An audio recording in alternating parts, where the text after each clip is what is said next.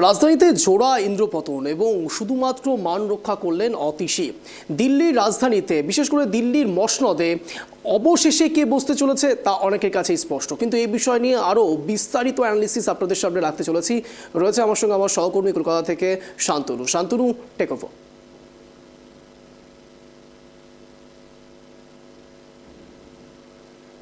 ধন্যবাদ Anjan.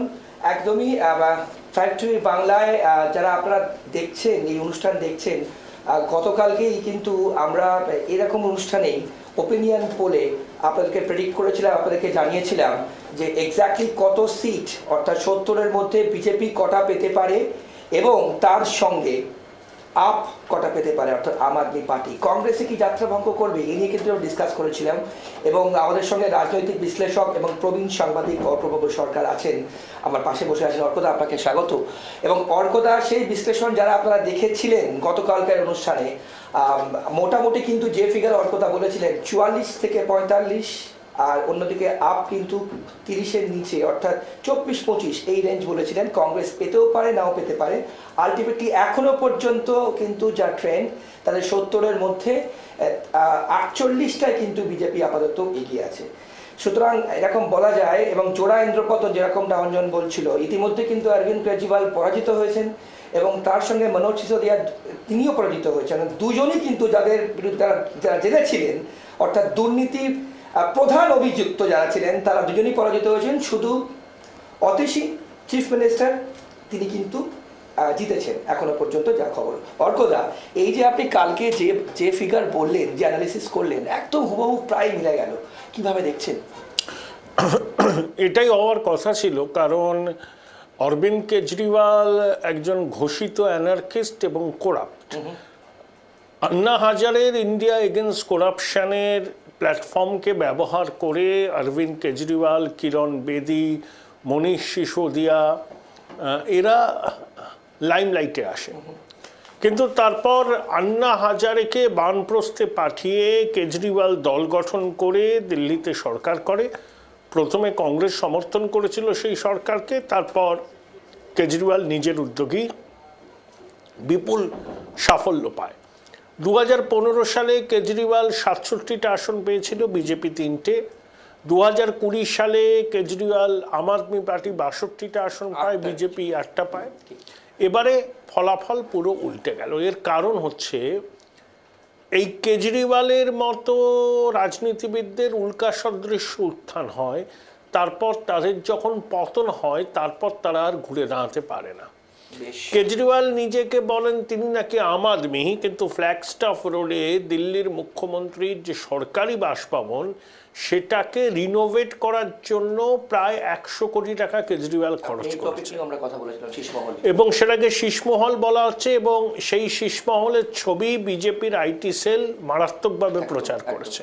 2, liquor gate স্ক্যামে Kejriwal এবং মনীষ সিসোদিয়া দুজনেই জেল খেটেছে। মনীষ সিসোদিয়ার কারাবাসের মেয়াদ অনেক দীর্ঘ ছিল, কেজরিওয়ালের তুলনায় কম। 3, কেজরিওয়াল খুব অথরিটেরিয়ান। একসময় তার সঙ্গে যোগেন্দ্র যাদব, আশুতোষ, গোপাল রায় এরা সব যুক্ত ছিল। এখন কাউকে তাদের সঙ্গে পাওয়া যায় না, একমাত্র মনীষ সিসোদিয়া টিকে আছেন। তো মনীষ সিসোদিয়া যে জেল মুক্তি হোক এটা নাকি কেজরিওয়াল চাইছিলেন না, এবং তিনি নাকি তদন্তকারীদের সামনে বলেছিলেন যে কেজরিওয়ালই এই লিকার গেট স্ক্যামের মাস্টার মাইন্ড। এবং মনীষ সিসোদিয়া তার ছেলেকে বিদেশে পড়াবার জন্য বিভিন্ন ব্যবসায়ী, যারা শিক্ষা ব্যবসায়ী, তাদের কাছ থেকে 1.5 কোটি টাকা মতো জোগাড় করেছিলেন, সেটাও কেজরিওয়ালের না পাসান ছিল। মনীষ সিসোদিয়া এবং কেজরিওয়ালের সম্পর্ক অতীতে যে সুন্দর ছিল, বর্তমানে একেবারে তার তলানিতে এসে ঠেকেছে এবং দুজনেই পরাজিত হয়েছেন। দুজনের বিরুদ্ধেই দুর্নীতির অভিযোগ ছিল। নিউ দিল্লি কনস্টিটিউয়েন্সিতে কেজরিওয়াল হেরে যাবে, কেজরিওয়াল দুঃস্বপ্নেও ভাবেনি। আমার ধারণা ছিল টাই 2-এ জিতবেন কেজরিওয়াল, অতীশী হারবেন, সিসোদিয়া হারবেন আমি জানতাম, কিন্তু অতীশী টাই 2-এ জিতে গেছেন। আর জিতেছেন কেজরিওয়ালকে হারিয়ে ওই প্রবেশ বর্মা, ও সাহেব সিং বর্মার ছেলে, ওই এসেই দিল্লিতে বলেছিল গলি মারো সালোকো, এইরকমের কিছু কথা আছে। অনুরাগ ঠাকুর বলেছিল না, ও বলেছিল, যাই হোক ওই যখন শাহিনবাগ আন্দোলন হচ্ছে, সিএ বিরোধী আন্দোলন হচ্ছে, তখন সাহেব সিং বর্মা দিল্লির প্রতিষ্ঠিত বিজেপি নেতা, জাট নেতা, তার ছেলে জায়েন্ট কিলার।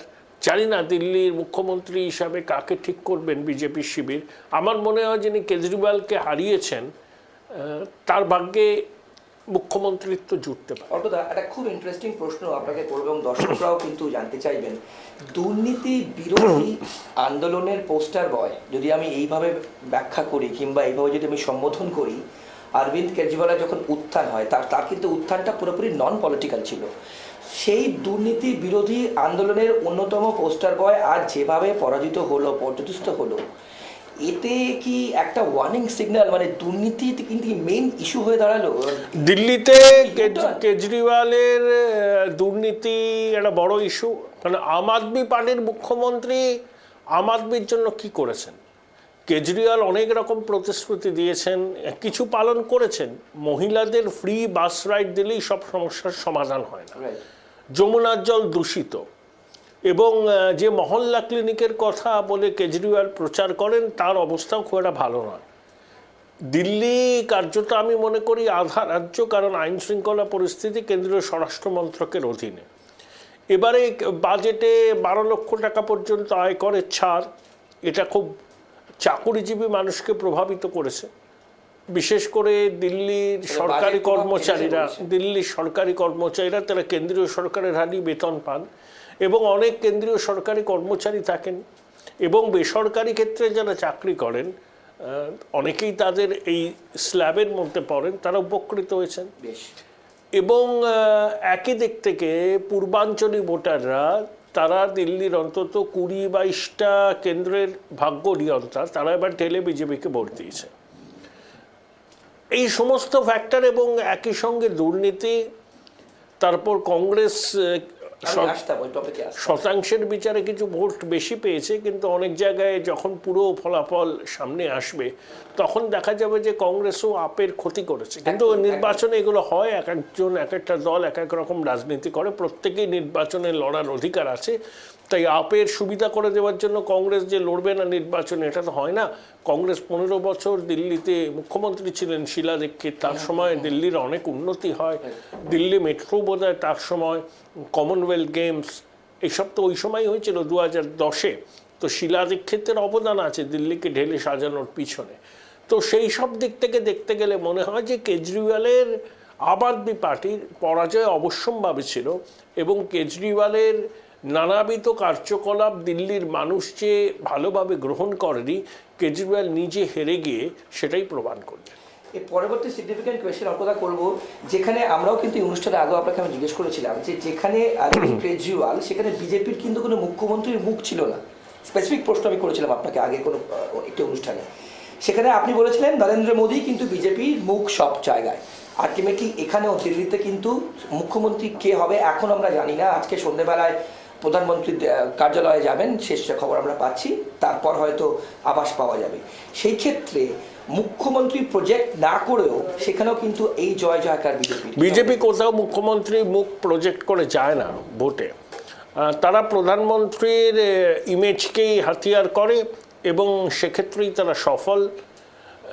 সেটা দিল্লিতে প্রমাণ হলো, হরিয়ানাতেও প্রমাণ হলো, মহারাষ্ট্রে দেবেন্দ্র ফডনবিস হয়েছেন মুখ্যমন্ত্রী, কিন্তু শেষ পর্যন্ত বিজেপি 132টা আসন পাওয়াতেই হয়েছে। কিন্তু প্রচারের অভিমুখ বা প্রধানমন্ত্রীকে সামনে রেখেই প্রচারটা হয়েছে, এটা বিজেপির ঘোষিত নীতি। এমন কাউকে তারা মুখ্যমন্ত্রী করবেন দিল্লিতে হয়তো আমরা আন্দাজই করতে পারছি না। নতুন মুখ কুশু নিয়ে আসতে পারেন, নতুন মুখী তারা হয়তো সম্ভবত নিয়ে আসবেন। তাই কে বিজেপির মুখ্যমন্ত্রী হবেন দিল্লিতে সেটা নিয়ে এই মুহূর্তে স্পেকুলেট করাটা আমার মনে হয় ঠিক হবে না, কারণ সেটা বিজেপি নেতৃত্ব, ওদের নির্বাচিত বিধায়করা ঠিক করবেন। অবশ্যই প্রধানমন্ত্রী অমিত শাহ, তার একটা সিলমোহর থাকবে। আমার মনে হয় এই মুখ্যমন্ত্রী কী হবেন সেটাও বিজেপিকে অনেক চমক দেবে। বেশ, এবার আমরা যদি একটু বাংলায় আসি, বাংলা কিন্তু সামনের বছর ভোট, তার আগে বিহার আছে অবশ্যই। ইতিমধ্যে কিন্তু বাংলায় বিজেপির অফিসের সামনে আনন্দ উৎসব শুরু হয়েছে। সুকান্ত মজুমদার বলছেন পরবর্তী টার্গেট বাংলা, এবং সেখানেও কিন্তু দুর্নীতি একটা বিশাল ইস্যু আমরা প্রত্যেকেই জানি। সেক্ষেত্রে কি কোনো প্রভাব আস্তে আস্তে কি এজেন্ডা কিংবা ন্যারেটিভটা এদিকে টার্ন হওয়ার জন্য চান্সেস আপনি দেখছেন বিজেপির? বাংলাতে ভোট খুব দেরি না হলেও বেশ কিছুটা দেরি আছে। তার আগে বিজেপির নতুন রাজ্য সভাপতি হবেন। দুর্নীতির বিষয়টা কতটা প্রভাব ফেলবে আমি বলতে পারি না, কিন্তু বাংলাদেশে হিন্দু নিধনযোগ্য বা হিন্দুদের নির্যাতন সেটা একটা প্রভাব ফেলতে পারে। আপনি হিন্দু প্রেমে আপনি বলছিলেন এটা, ওটা বিজেপিকে সুবিধা দেবে এবং বিজেপি প্রকাশ্যেই তো হিন্দু স্বার্থ রক্ষার কথা বলে, এবং যেভাবে বাংলাদেশের ঘটনার অব্যবহিত পরে শুভেন্দু অধিকারী বলুন, সুকান্ত বাবু বলুন, বিজেপির অন্যান্য নেতারা যেভাবে বাংলাদেশে হিন্দুদের দুর্দশা তুলে ধরে প্রচার করছেন, এবং কার্যত তার একটা সুফল বিজেপি পাবে। হিন্দু ভোটের আরেকটু মেরুকরণ হলে বিজেপি তৃণমূলের লড়াই খুব আকর্ষণীয় হবে। দুর্নীতির বিষয়টা সামনে আসলে তার কিছু একটা প্রভাব হয়তো পড়লেও পড়তে পারে, কিন্তু আমার মনে হয় না যে সেটা খুব নির্ণায়ক বিষয় হবে। আমার মনে হয় যে হিন্দু খাতরে মে হ্যায়, হিন্দু নিজেও ভূমি পরবাসী, এই ন্যারেটিভটাই বিজেপিকে সব থেকে সুবিধা দিতে পারে। কিন্তু ওর কথা যদি দিল্লিতে প্রভাব পড়তে পারে দুর্নীতির জন্য, আজকে যা রেজাল্ট আমরা দেখতে পাচ্ছি, এই দুর্নীতি কিন্তু তার অনেক বেশি পরিমাণ বেঙ্গলে হচ্ছে। কেজরিওয়াল আর মমতা ব্যানার্জি এক নয়। বেশ, কেজরিওয়াল হচ্ছে উড়ে এসে জুড়ে বসা লোক। বেশ, ও রাজনীতির ক্যারিয়ার কবে 1.5 দশক হবে, আর মমতা বন্দ্যোপাধ্যায় রাজনীতি করছেন 5 দশক। মমতা বন্দ্যোপাধ্যায় হচ্ছে সংগ্রামের প্রতীক, আর কেজরিওয়াল আন্না হাজারের ইন্ডিয়া এগেনস্ট করাপশনের মঞ্চকে ব্যবহার করে তার রাজনীতির শুরু। দুটোর মধ্যে পার্থক্য আছে। মমতা বন্দ্যোপাধ্যায়ের মানুষের মধ্যে এখনো যে তার প্রভাব বা তার গ্রহণযোগ্যতা সেটা কিন্তু অনেক নেতার থেকে বেশি। মমতা বন্দ্যোপাধ্যায় তৃণমূলের শেষ কথা, অন্য কোনো নেতাকে দেখে ভোট হয় না। তিনি যত বড় নেতা নিজে ভাবুন না কেন, মুখ হচ্ছে মমতা বন্দ্যোপাধ্যায়। বেশ, এবং মমতা বন্দ্যোপাধ্যায়কেও 2026 সালে 15 বছরের প্রতিষ্ঠান বিরোধিতার মুখে পড়তে হবে। বেশ, বিজেপি তৃণমূলের মধ্যে শতাংশের বিচারে ভোটের পার্থক্য কত? 6-7%। সেখানে বিজেপি যদি হিন্দু ভোটের মেরুকরণটা সম্পূর্ণ করতে পারে আর 3-4% বাড়তি ভোট পায়, তাহলে পশ্চিমবঙ্গের লড়াই অত্যন্ত আকর্ষণীয় হয়ে যাবে। বেশ, এই দিল্লি ভোটের কোনো প্রভাব যদিও বেশ কিছুটা সময় আছে, আপনি মনে করছেন খুব একটা দুর্নীতির ক্ষেত্রে পড়বে না? না, পড়বে না বলছি না, কিন্তু যতটা ভাবছে পড়বে ততটা পড়বে না। পড়লে যেটা পড়বে হিন্দু খাতরে মে হ্যাঁ, হিন্দু ক্ষেত্রে। ওকে, আমরা যদি দিল্লির দিকে একটু আবার তাকাই অর্কদা, অরবিন্দ কেজরিওয়ালের পলিটিক্যাল কেরিয়ার, যদিও সে নন পলিটিক্যাল লোক, যেটা যেভাবে আপনি ডিসক্রাইব করলেন তাকে আমরা প্রত্যেকে জানি, সেখানে তার পরবর্তী রাজনৈতিক জীবন কিন্তু একটা বিশাল প্রশ্নচিহ্নের মুখে চলে এলো। এখন একটু বালিতে মুখ গুজে থাকতে হবে, অপরচুন মোমেন্টের অপেক্ষা করতে হবে। রাজনীতিতে এরকম উথাল পাথাল হয়, কেউ উপরে ওঠে, কেউ তলিয়ে যায়, আবার ভেসে ওঠে। অরবিন্দ কেজরিওয়ালকে ধৈর্য ধরে রাজনীতি করতে হবে।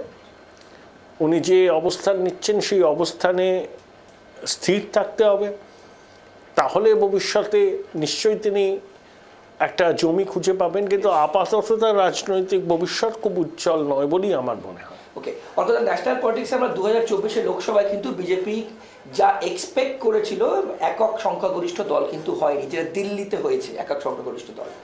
সেখানে দাঁড়িয়ে আপনার কি মনে হয় যে এই দিল্লির রেজাল্ট যা এলো, যা ম্যান্ডেট এলো, তাতে তাদের হারিয়ে যাওয়া আত্মবিশ্বাস কোনো না জায়গায়, যেটা তারা এক্সপেক্ট করেছিল একক সংখ্যাগরিষ্ঠতা পেলেও না, আবার সেটা রিগেন করতে পারবে? হ্যাঁ, বিজেপি তো রিগেন করেই ফেলেছে অনেকটা। প্রথমে তারা হরিয়ানা জিতলো, তারপরে মহারাষ্ট্রে জিতলো, তারপরে দিল্লিতে জিতলো। এই যে মিল্কিপুর উপনির্বাচন হলো, যেটা ওই ফৈজাবাদ লোকসভা কেন্দ্রে যেখানে রাম মন্দির হয়েছে, যেটা লোকসভায় বিজেপি হেরেছিল, সেই মিল্কিপুরে তো বিজেপির প্রার্থী বহু ভোটে এগিয়ে আছে আমি শুনলাম। তো বিজেপি রিকভারি করে নিয়েছে, তারা এখন চাঙ্গা আছে। সামনে বিহারের ভোট, তাদের নতুন সভাপতি হবে সর্বভারতীয়, তিনি টিম করবেন, বাংলায় সভাপতি হবে। বিহারে বিজেপি অনেক অ্যাডভান্টেজিয়াস পজিশনে আছে। তারপরে আসামে ভোট আছে, পশ্চিমবঙ্গে ভোট আছে, কেরলে ভোট আছে, 2026-এ অনেকগুলো ভোট, 2027-এ উত্তরপ্রদেশের ভোট। তো আমার মনে হয় উইথ রিনিউড ভিগার বিজেপি এবার ঝাঁপিয়ে পড়বে, কারণ লোকসভা নির্বাচনে ধাক্কা তাদের কাছে অপ্রত্যাশিত হলেও সেটা সাপে বর হয়েছে। বিজেপি যে কমপ্লাসেন্সিতে ভুগছিল সেই কমপ্লাসেন্সি চলে গেছে। আরএসএস তাদের সঙ্গে কাঁধে কাঁধ মিলিয়ে মাঠে নেমেছেন। একটা খুব সমন্বয়ের মাধ্যমে বিজেপি চলছে এবং পরপর 3টে রাজ্যের বিধানসভা নির্বাচনে বিজেপির এই জয় এটাই প্রমাণ করে যে বিজেপির অবিচুয়ারি যারা লিখেছিলেন 2024-এর লোকসভা নির্বাচনের পর তারা মূর্খের স্বর্গে বাস করছিল। অর্থাৎ এবার একটু কংগ্রেসের কথা যদি আমরা বলি, কংগ্রেস কিন্তু আগের বারও অর্থাৎ দিল্লিতে 0, এবারও 0, কিন্তু ভোট শতাংশ হিসেবে আগের বারের থেকে কম্প্যারেটিভলি কিন্তু এবার একটু বেশি। কিন্তু ওই যে ভোট শতাংশ যেটা বাড়লো সেটা কিন্তু আপের কাছে একটা অভিশাপ হয়ে কার্স হয়ে গেল আমার মনে হয়। সে তো প্রত্যেকটা রাজনৈতিক দল নিজের মতো করে প্রতিদ্বন্দ্বিতা করতেই পারে, কোনো অসুবিধা নেই। কংগ্রেস কেন করবে না? দিল্লিতে প্রতিদ্বন্দ্বিতা করার অধিকার আছে। এরকম বলেছেন মানুষের ম্যান্ডেট মানতে হবে। হ্যাঁ, ঠিক আছে, কংগ্রেস নিজে জানতো যে তারা পারবে না। তারা চেয়েছিল অরবিন্দ কেজরিওয়ালকে একটা শিক্ষা দিতে, সেক্ষেত্রে কংগ্রেস সফল হয়েছে। কংগ্রেসীদেরকেও একটা দুঃখ পাওয়ার কথা নয়, কারণ দিল্লিতে তাদের প্রধান প্রতিদ্বন্দ্বী কোনো মতেই বিজেপি ছিল না, ছিল আপ। সেই আপ দুর্মুষ হয়ে যাওয়ায় এবার কিন্তু আপের মতো রাজনৈতিক দল যখন ক্ষমতা থেকে চলে গেল, আপ তো কোনোদিন বিরোধী রাজনীতি করেনি। ও 2012-তে প্রথমবার ক্ষমতায় এসে গেল, তারপর টানা ক্ষমতায় ছিল। এখন ক্ষমতাচ্যুত আপ কতটা তাদের সমর্থকদের ধরে রাখতে পারবে? 27 বছর পর বিজেপি এলো, আর বিধায়করাও কতটা ইন্ট্যাক্ট থাকবে? এবং আপের কর্মীরা, সাপোর্টাররা যারা বিজেপি বিরোধী, তারা আগামী দিনে বিজেপি বিরোধিতায় কংগ্রেসকেই বেছে নিতে পারেন দিল্লিতে। তারা আপের পরাজয় কংগ্রেসের ক্ষেত্রে কিন্তু ভালোই হলো। কংগ্রেস নিজেকে দিল্লিতে তৈরি করতে পারবে। এতদিন বিজেপির বিকল্প হিসাবে আপকেই ভাবছিল দিল্লির মানুষ, এখন দিল্লির বিজেপি বিরোধী মানুষ আপের জায়গায় কংগ্রেসকে বিজেপির বিরোধী হিসাবে ভাবতে শুরু করতে পারে এবং কংগ্রেসের সেক্ষেত্রে সুবিধা হবে নিজেদের সংগঠনকে গোছাবার। কিন্তু কংগ্রেসের উপর মানুষ বিশ্বাসযোগ্যতা কি কোনো জায়গায় হারাচ্ছে? রাহুল গান্ধী, প্রিয়াঙ্কা গান্ধী একটা ট্র্যাডিশনাল পার্টি, সেক্ষেত্রে কংগ্রেসের বারবার অর্কদা এই হাল কেন? সে হতে পারে, রাজনীতিতে এগুলো সবই হয়, আবার ঘুরে দাঁড়াবারও স্কোপ আছে, সেগুলো কিছু ব্যাপার নয়। আপের পরাজয় কংগ্রেসকে একটা উর্বর জমি দিল দিল্লিতে, যে আবার সংগঠনকে চাঙ্গা করে বিজেপি বিরোধী প্রধান শক্তি হিসাবে দিল্লিতে উঠে আসা। বেশ, ন্যাশনাল পলিটিক্সে আমরা শেষ প্রশ্ন করবো অর্কদা। ন্যাশনাল পলিটিক্সে এই যে দিল্লির যে রেজাল্ট আমরা আজকে ম্যান্ডেট পেলাম, এই যে ক্লিন সুইপ, কালকে আপনি বলেছিলেন দর্শকদেরও কিন্তু আমরা সেই অনুষ্ঠানে অর্কদা বলেছিলেন যে দিল্লিতে কি ক্লিন সুইপ করতে যাচ্ছে পদ্ম, প্র্যাকটিক্যালি কিন্তু তাই হতে যাচ্ছে। এক্ষেত্রে ন্যাশনাল পলিটিক্সে কতটা প্রভাব পড়বে অন্যান্য দলের কাছে মনে হয়? হ্যাঁ, অন্যরা একটু বিজেপি এবং তার সঙ্গীরা উজ্জীবিত হবে, আর আইএনডিএ জোটের শরিকরা মুষড়ে পড়বে, এই সিম্পল। এবং লোকসভা নির্বাচনে বিজেপি যে ধাক্কা খেয়েছিল সেই ধাক্কা কাটিয়ে তারা আবার পূর্ণ উদ্যমে ঝাঁপিয়ে পড়বে। বেশ, অনেক ধন্যবাদ আপনার সাথে কথা বলে। আমরা কথা বললাম, আমাদের সঙ্গে ছিলেন রাজনৈতিক বিশ্লেষক এবং প্রবীণ সাংবাদিক অর্কপ্রভ সরকার, এবং তিনি যেমনটা ব্যাখ্যা করলেন, আপনারা যেমনটা জানেন, আমরা আগেও অনুষ্ঠানে কিন্তু আপনাদেরকে জানিয়েছি যে clean sweep, practically clean sweep এখনো পর্যন্ত 43+ আসলে কিন্তু বিজেপি এগিয়ে রয়েছে। এবং নক্ষত্র পতন বলতে যা বোঝায়, জোড়া নক্ষত্র পতন, যেখানে অরবিন্দ কেজরিওয়াল, যাকে আন্দোলন বিরোধী পোস্টার বয় হিসেবে মানুষ সম্বোধন করেন কিংবা চেনেন জানেন, সে পরাজিত হয়েছেন। তার সঙ্গে মনোজ সিসোদিয়া, তিনিও পরাজিত হয়েছেন, দুজনই জেল খেটেছেন। এবং তার সাথে শুধুমাত্র তেশি, অর্থাৎ যিনি দিল্লির মুখ্যমন্ত্রী ছিলেন, তিনি মান রক্ষা করেছেন এখনো পর্যন্ত। কিন্তু এক কথায় বলতে গেলে, অঞ্জন যেমনটা তুমি প্রশ্ন করেছিলে অনুষ্ঠান শুরু করবার আগে, দিল্লিতে কিন্তু একদম পদ্ম ঝড় বলা যায়, অর্থাৎ ঝাড়ুকে কিন্তু খুঁজে পাওয়া গেল না, পদ্ম চারিদিকে ফুটলো এবং দিল্লির মানুষের হৃদয়ে দিলে কিন্তু শুধুমাত্র পদ্মই ফুটলো, এখনো পর্যন্ত কিন্তু সেরকমই আভাস পাওয়া যাচ্ছে। অঞ্জন।